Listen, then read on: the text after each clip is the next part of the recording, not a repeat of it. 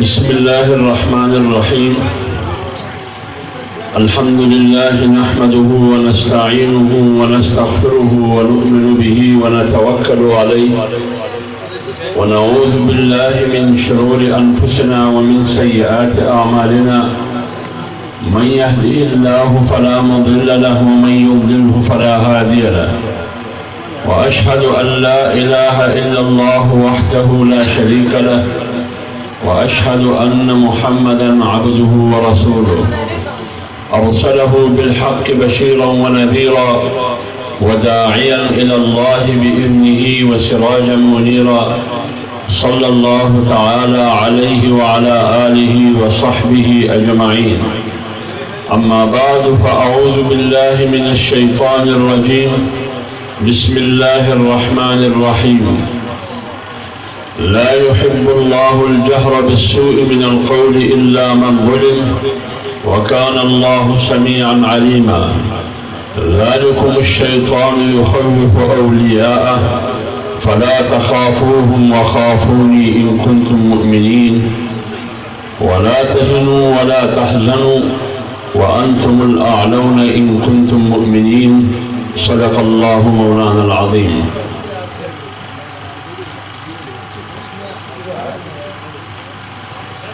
جمعیت علماء اسلام ضلع مانسرہ کے امیر اسیر ختم نبوت حضرت مولانا مفتی کفایت اللہ صاحب، ضلع مانسرہ کے جنرل سیکرٹری حضرت مولانا مفتی ناصر محمود خان صاحب، تحصیل کے امیر سید مظفر شاہ صاحب اور تمام تحصیل کے ماتحت اور ضلع کے ماتحت تمام تنظیموں کا، علماء کرام کا، بزرگوں کا اور اکابر کا، طلباء کا، معززین، قبائل اور معتبرین، آج کے جلسگاہ میں شریک تمام دوستوں کا شکریہ ادا کرتا ہوں کہ آج کے اس عظیم الشان جلسے میں دعوت دے کر عزت بخشی. اللہ تعالیٰ آپ کی سعی کو قبول فرمائے. میرے محترم دوستو، جمعیت علماء اسلام ایک نظریے کا نام ہے. جمعیت علماء اسلام ایک تحریک کا نام ہے. جمعیت علماء اسلام ایک فکر اور عقیدے کا نام ہے. یہی وجہ ہے کہ جمعیت علماء اسلام کی نظریاتی اور اصولی سیاست کی بنیاد پر ہمیشہ جمعیت علماء اسلام نے تکالیف برداشت کی ہے. جمعیت علماء اسلام کی ایک لمبی تاریخ اور ایک تسلسل ہے، لیکن وقت کی کمی کی وجہ سے میں آج کی صورتحال کو سامنے رکھتے ہوئے مختصر سی بات کرنا چاہتا ہوں. لیکن ہمیشہ دنیا میں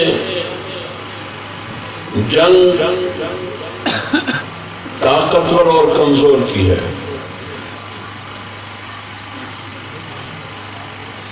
اور جمعیت علماء اسلام نے بھی ہمیشہ طاقتور کے خلاف میدان عمل میں ہو کے جنگ اور جدوجہد کی ہے اور ان کا مقابلہ کیا ہے. کیونکہ جمعیت علماء اسلام کے پروگرام میں ایک نعرہ یہ بھی ہے کہ ہر مظلوم کی حمایت اور ظالم سے بغاوت یہ جمعیت علماء اسلام کی پروگرام کا ایک حصہ ہے، اور جو آیات میں نے آپ کے سامنے تلاوت کی، قرآن بھی ہمیں یہ حکم دیتا ہے کہ ظالم کی ظلم کو جتنا بھی آشکار کر سکتے ہو دنیا کو بتاؤ کہ ظالم یہ ہے اور انہوں نے انسانیت کے ساتھ یہ ظلم کیا ہے۔ حالانکہ قرآنی اور جناب رسول اللہ صلی اللہ علیہ وآلہ وسلم کی تعلیمات اور ان کی ہدایت یہ ہے کہ آپ انسانیت کی عیوب پر پردہ رکھنے کی کوشش کریں، ان پر پردہ رکھے، کسی بھی مسلمان اور انسان کے عیوب اور کمزوریوں کو آشکار نہ کرے دنیا کے سامنے۔ یہ ہمارے شریعت کا تقاضا بھی ہے، یہ اسلام کا تقاضا بھی ہے، یہ جناب رسول اللہ صلی اللہ علیہ وآلہ وسلم کی تعلیمات بھی ہے۔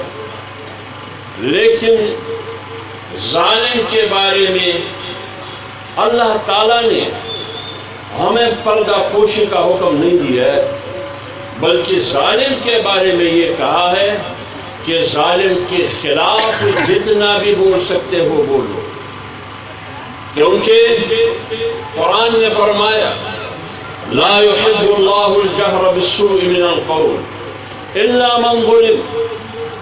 کسی کے خلاف بولنا اللہ کو پسندیدہ عمل نہیں ہے، کسی کے خلاف زبان کھولنا یہ اللہ کو پسندیدہ عمل نہیں ہے، لیکن پسندیدہ عمل ہے جب آپ ظالم کے خلاف بولتے ہیں۔ لہذا آج اگر جمعیت علماء اسلام ضلع مانسرا کے اسٹیج سے بات کرتی ہے تو وہ اپنی مظلومیت کو دنیا کے سامنے رکھتے ہوئے ظالم کی بغاوت کو، ظالم کی ظلم کو چیلنج کر رہا ہے، اور یہ حق مجھے قرآن نے بھی دیا ہے، یہ حق مجھے اسلام نے بھی دیا ہے، اور یہ حق مجھے بین الاقوامی انسانی حقوق کی چارٹر نے بھی دیا ہے، اور یہ حق مجھے پاکستان کی آئین اور قانون نے بھی دیا ہے۔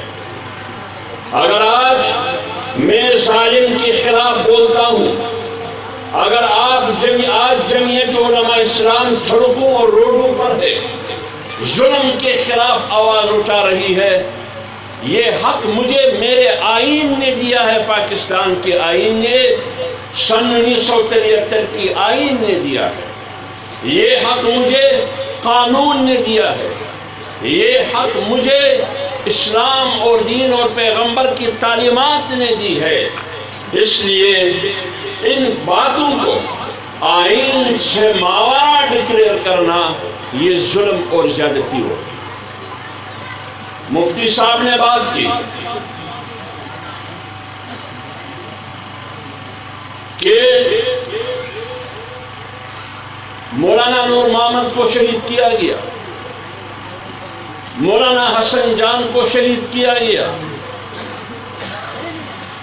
مولانا فضل الرحمان صاحب پر 3 خودکش حملے ہوئے، مولانا محمد خان شیرانی صاحب پر 2 حملے ہوئے، مولانا عبدالغفور حیدری صاحب پر خودکش حملہ ہوا۔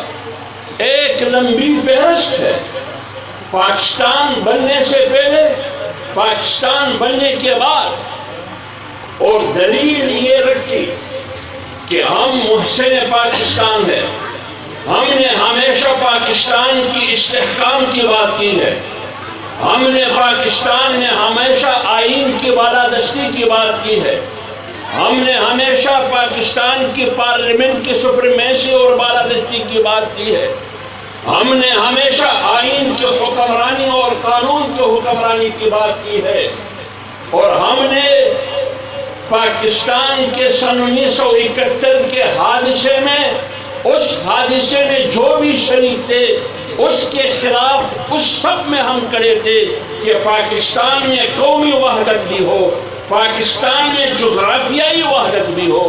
لہذا اس قسم کی ایک بھی ہمیں کیوں نشانہ بنایا جاتا ہے یہ ایک حقیقت ہے، لیکن میں مفتی صاحب کے علم میں لانا چاہتا ہوں،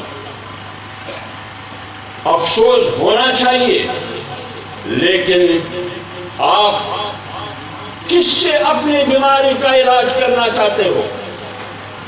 جس سے آپ کو زخم پڑی ہے، جس کی دوائی سے آپ بیمار ہیں، اسی سے آپ علاج کرانا چاہتے ہو؟ اور دوسری بات یہ کہ لیاقت علی خان کون تھا؟ لیاقت علی خان کون تھا؟ آپ اسکول کی کتابوں میں ابتدا سے لے کر پرائمری تک، پرائمری سے لے کر مڈل اور میٹرک تک آپ کو لیاقت علی خان کا ذکر ملے گا، لیکن محسن پاکستان کی صورت میں ملے گا، لیکن اس کو کس نے مارا؟ اس کو کس نے شہید کیا؟ کس جرم میں شہید کیا؟ وہ تو پاکستان کا محسن تھا، آج تک اس کے قاتل کا پتہ نہیں چلا۔ اس ملک میں آج تک جتنی بھی زیادتیاں ہوئی ہے ان لوگوں کے ساتھ ہوا ہے جنہوں نے ملک کے ساتھ کھلواڑ کیا، جس نے ملک کے ساتھ احسان کیا ہے، جس نے ملک کے ساتھ احسان کیا ہے، زیادتیاں اس کے ساتھ ہوئی ہے، اس کو نشانہ بنایا گیا ہے۔ جس نے اس ملک کو اپنے خون اور پسینے سے پالا ہے اس کو نشانہ بنایا ہے، اور جس نے اس ملک کو توڑا اس کو ایوارڈ اور انعام ملا۔ جس نے اس ملک کے آئین کو توڑا وہ محب وطن بنا، جس نے اس ملک کو پاؤں پہ کھڑا کیا وہ غدار وطن بنا۔ یہ تاریخ ہے اس ملک کا۔ آپ کیا چاہتے ہیں؟ کس سے چاہتے ہیں آپ؟ لیاقت علی خان محسنون کی تاریخ اور فہرست میں ہے، لیکن اس کو کیا سزا ملے گی؟ اتنا تو کر سکتے تھے کہ ان کے قاتلوں کو پکڑ کر ان کو سزا دینا چاہیے تھا، لیکن آج تک قاتل نامعلوم ہے۔ اور پھر اس کے بعد ذوالفقار علی بھٹو اس ملک میں انہوں نے ملک کا وزیر اعظم ہوتے ہوئے آپ کی عقیدے کے میدان میں ختم نبوت کے عقیدے کو آئینی تحفظ دی، باوجود اس کے کہ وہ ایک سیکولر شخصیت تھا۔ وہ دارالعلوم حقانیہ کا فاضل نہیں تھا، وہ دارالعلوم دیوبند کا فاضل نہیں تھا، وہ بنور ٹاؤن اور دارالعلوم کراچی کا فاضل نہیں تھا، وہ ہارورڈ اور آکسفورڈ کا فاضل تھا یا ایجیسن لاہور کا فاضل تھا۔ لیکن مولانا مفتی محمود رحمت اللہ علیہ، مولانا غلام غوث ہزاروی رحمت اللہ علیہ، مولانا عبدالحق اور ہمارے اکابرین کی جدوجہد اور محنت کے نتیجے میں ذوالفقار علی بھٹو نے بعثت وزیر اعظم ختم نبوت کے عقیدے کو 73 کی آئین میں آئین تحفظ دی، اور انہوں نے ایک طرف اگر ہمارے عقیدے کو تحفظ دی، 22 کروڑ مسلمانوں پر احسان کیا، دوسری طرف انہوں نے اس ملک کو ایٹم بم دیا۔ ابتدا ایٹم بم کی ذوالفقار علی بھٹو نے کی۔ تیسری بات ان کا کیا؟ انہوں نے اس ملک کو ایک متفقہ آئین دیا۔ چوتھی بات انہوں نے امت مسلمہ کی وحدت کی بات کی۔ لاہور میں 74 اور 74 میں اسلامی سربراہ کانفرنس بلایا۔ یہ 4 بڑے بڑے کام تھے ذوالفقار علی بھٹو کا، جس میں پاکستان کا استحکام، پاکستان کو ایک متفقہ آئین، پاکستان کو ایک ایٹمی قوت بنانے کا آغاز، پاکستان کے مسلمانوں کی عقیدہ ختم نبوت کے تحفظ کی ضمانت، یہ تمام چیزیں دی۔ پھر بھٹو کو کیوں پھانسی دی گئی؟ کیوں پھانسی دی گئی؟ اس وقت کے ججوں میں سے آج بھی جو زندہ ہے یا جو وفات پا چکے ہیں وہ یہ اعتراف کر چکے ہیں جس بینچ میں وہ بیٹھے تھے کہ یہ فیصلہ غلط تھا۔ آپ کس کی بات کرتے؟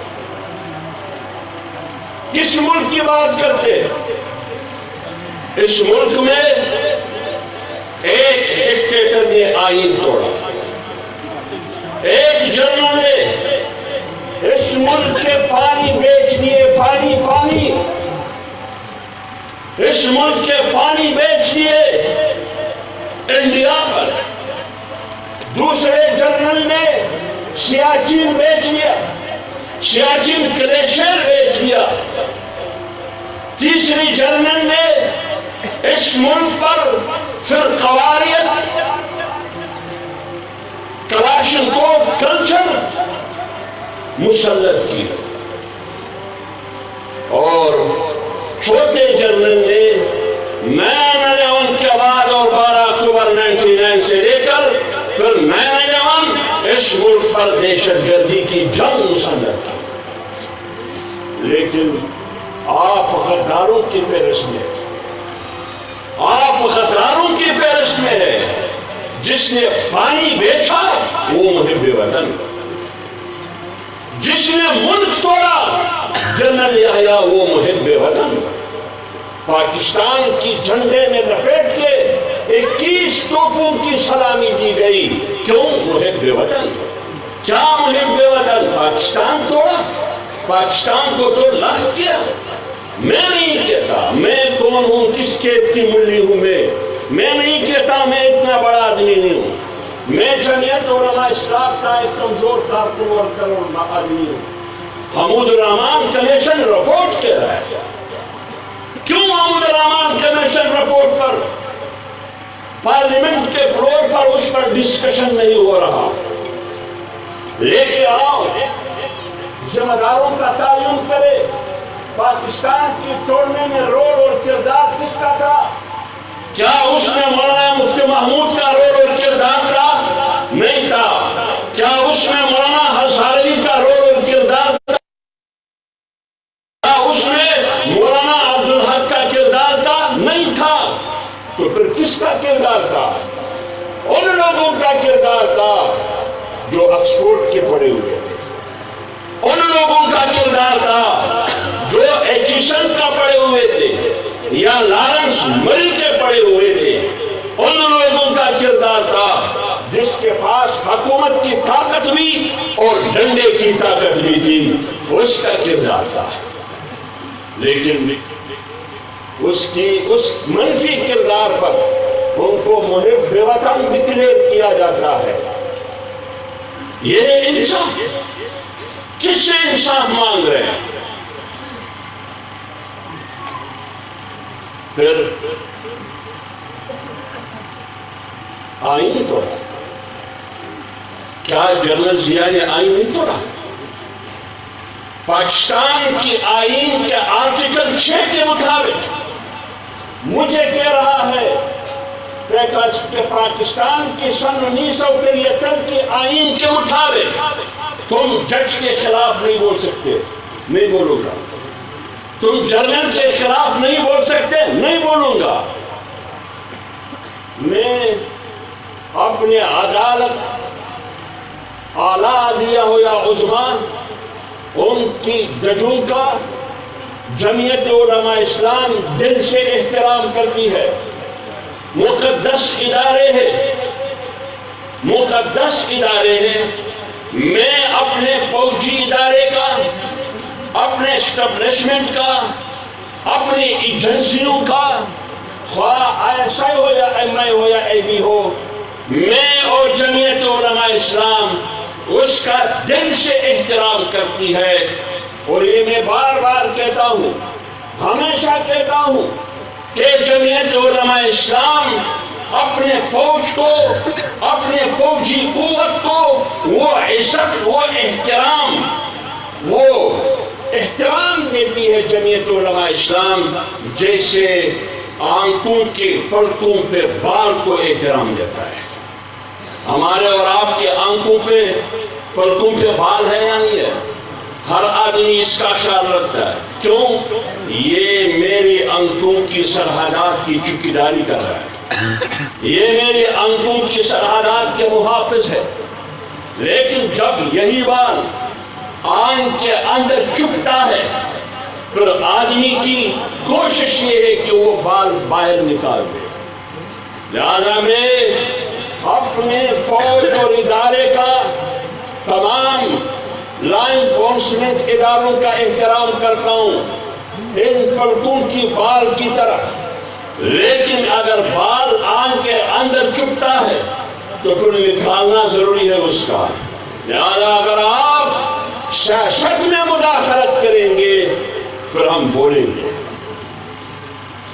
پھر ہم بولیں گے.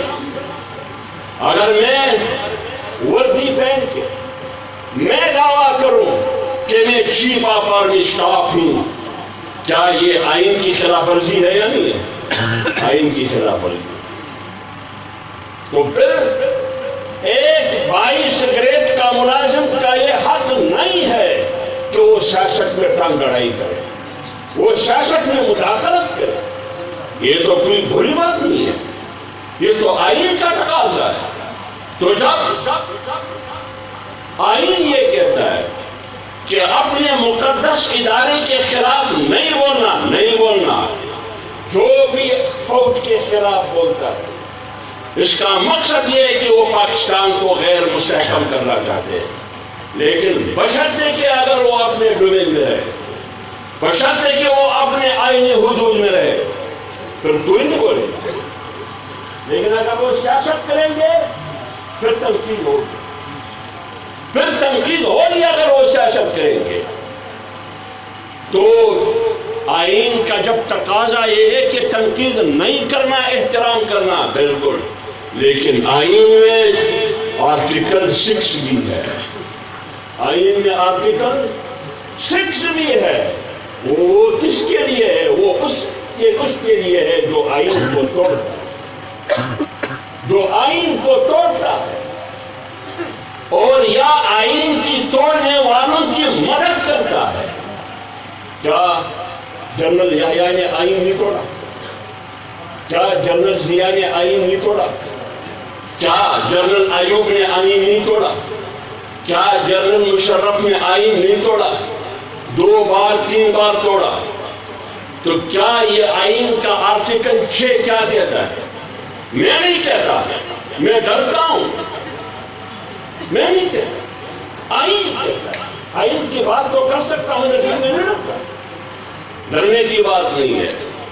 جو ڈرتا ہے وہ مسلمان نہیں ہے، جو مسلمان ہے وہ ڈرتا نہیں ہے. ڈرنے کی کوئی بات نہیں. میرا رب مجھے کہتا ہے ذالکم الشیطان یخوف اولیاء. دہشت گردی، خوف کی سیاست یہ شیطان کا شیوا ہے، یہ شیطان کی جنگی حکمت عملی ہے. ڈراؤ، دمکاؤ، مارو، ظلم کرو، گھیرا تنگ کرو. یہ کس کا کام ہے؟ یہ شیطان کا کام ہے. ذالکم الشیطان اولیاء. لیکن اللہ تعالیٰ ہمیں مخاطب کر کے کہتے ہیں فلا تخافوا، شیطان سے نہیں ڈرنا، وخافونی، مجھ سے ڈرو، ان کنتم مؤمنین. لہذا جہاں ایمان ہے وہاں ڈر نہیں ہے، جہاں ڈر ہے وہاں ایمان نہیں ہے. لہذا یہاں ایمان والے لوگ موجود ہیں، یہ سارے ایمان والے لوگ ہیں. یہ ڈرتے نہیں، نہ گالی سے ڈرتے، نہ گولی سے ڈرتے، نہ جیل سے ڈرتے، نہ قید اور بند اور صعوبت سے ڈرتے. اس لیے ہم نے مل کے پاکستان کو مستحکم کرنا ہے. مجھے مقام دینی ہے، مجھے عزت دینی ہے، مجھے ایک شہری کی حیثیت سے وہ مقام دینا ہے جو آئین نے مجھے دیا ہے. لیکن اگر آپ چوکیدار ہو کے مجھے نشانہ بناتے ہیں پھر ہم سے عزت کا توقع نہ رکھیں. اور جہاں تک ہم کی بات ہے، دیکھیں یہ ایک اصول ہے، یہ ایک اصول ہے کہ جب بھی کوئی قاتل قتل کرتا ہے یا کوئی ظالم ظلم کرتا ہے اب قاتل بھی نہیں پکڑا جاتا اور ظالم کی گرفتاری بھی نہیں ہوتی. یہ کیوں؟ لیکن ہوتی ہے. مولوی کا قاتل نامعلوم ہے. مولوی کا قاتل نامعلوم ہے، لیکن آپ کا قاتل پکڑا بھی جاتا ہے اور سلوکار بھی پکڑا جاتا ہے، ان کو سزا بھی ملتی ہے. یہ کس ہے؟ یہ کس قسم کا انصاف ہے؟ ایک مثال میں دیتا ہوں. جنرل مشرف پر خود کچھ حملے ہوئے، ان کے قاتل پکڑے گئے، ان کے سہولتکار پکڑے گئے، ان کو فوجی کورٹ اور عدالتوں سے ان کو سزا بھی ہوئی، لیکن مولانا حسن جان کا قاتل ابھی تک نامعلوم ہے. مولانا نور محمد کا قاتل ابھی تک نامعلوم ہے. مولانا معراج الدین کا قاتل ابھی تک نامعلوم ہے. مولانا سمیع الحق شہید کا قاتل ابھی تک نامعلوم ہے. مولانا سید شمس الدین صاحب کے قاتل نامعلوم ہے. ڈاکٹر سرفراز شہید کے قاتل نامعلوم ہے. حبیب اللہ مختار مفتی نظام الدین شمزے کے قاتل نامعلوم ہے. کتنے بتا دوں آپ کو. مولانا فضل الرحمان صاحب پر 3 خودکش حملے ہوئے، درجنوں لوگ شہید ہوئے، حملہ آور ابھی تک نامعلوم ہے. مولانا شہرانی صاحب پر حملے ہوئے، حملہ آور ابھی تک نامعلوم ہے. مولانا حیدری پر حملہ ہوا، حملہ کرنے والے ابھی تک نامعلوم ہے. لیکن مشرف کا سہولتکار بھی معلوم، قاتل بھی معلوم، اور ان کو کیفر کردار تک بھی پہنچایا گیا. کون سا قانون ہے؟ اس سے تو معلوم یہی ہو رہا ہے کہ طاقتور کے لیے ایک قانون، کمزور کے لیے دوسرا قانون. اس لیے ہم آج اس جلسے کی توسط سے یہی بات کرتے ہیں کہ جب قاتل نامعلوم ہو یا ظالم نامعلوم ہو، ادھر فارمولہ اور اصول اور ضابطہ یہ فٹ کرتا ہے کہ پھر ذمہ دار قاتل بھی ہے اور ظالم، حکومت قاتل بھی ہے اور ظالم بھی ہے. پھر ذمہ دار کون ہے؟ حکومت ہے پھر ذمہ دار. کیوں؟ یا تو آپ خود قاتل اور ظالم ہے، یا آپ ظالموں اور جرائم پیشہ عناصر کی سرپرستی کر رہے ہیں. یہ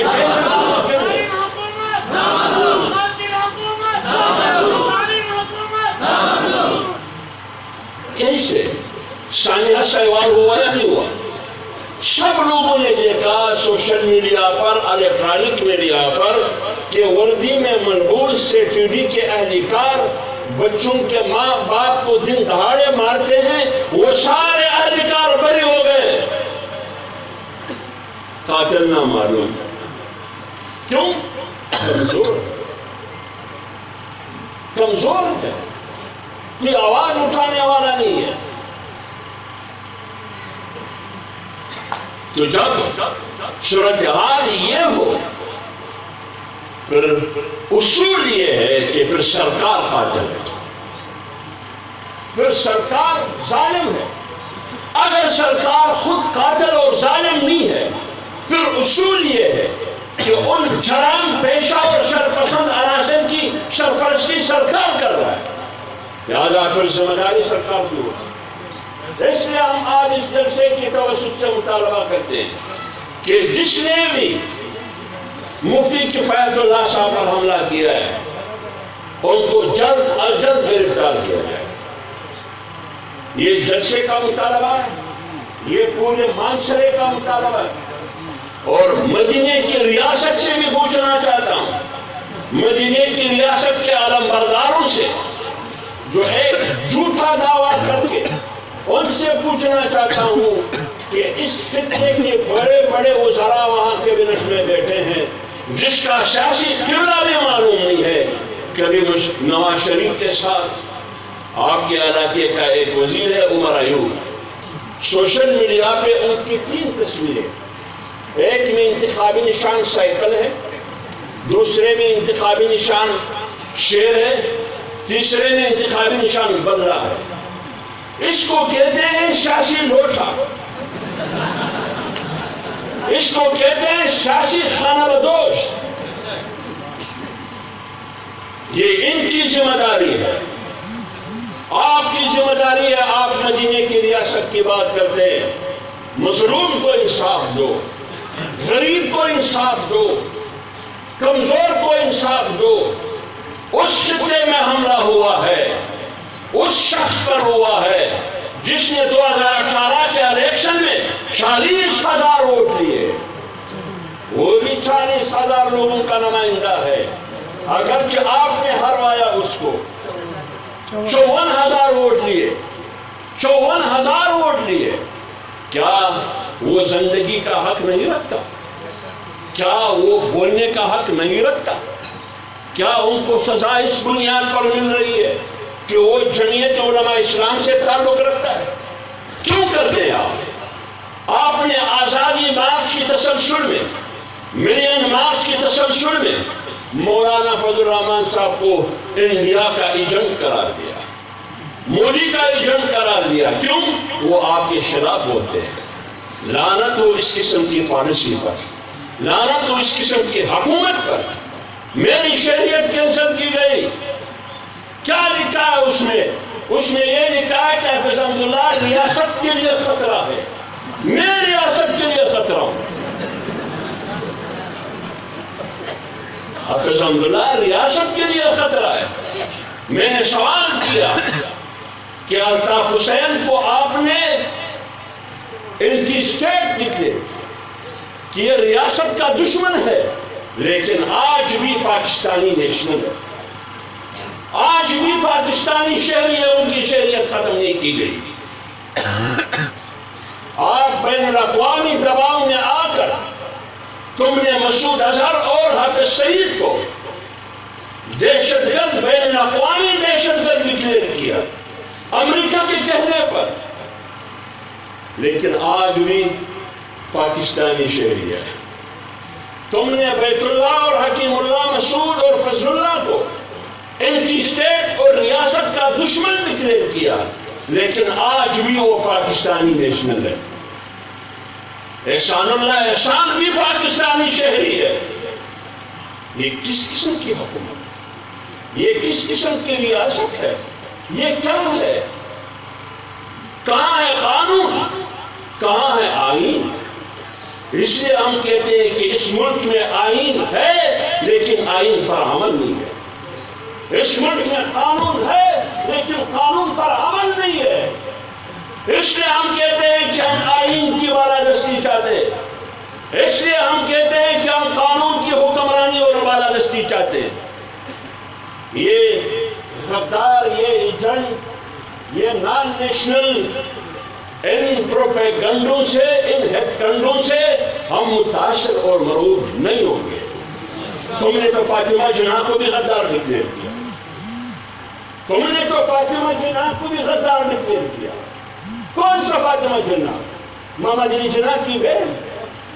کون سا فاطمہ جناح؟ وہ فاطمہ جناح جو قائد اعظم محمد علی جناح، وہ قائد اعظم محمد علی جناح جو پاکستان کا خالق ہے۔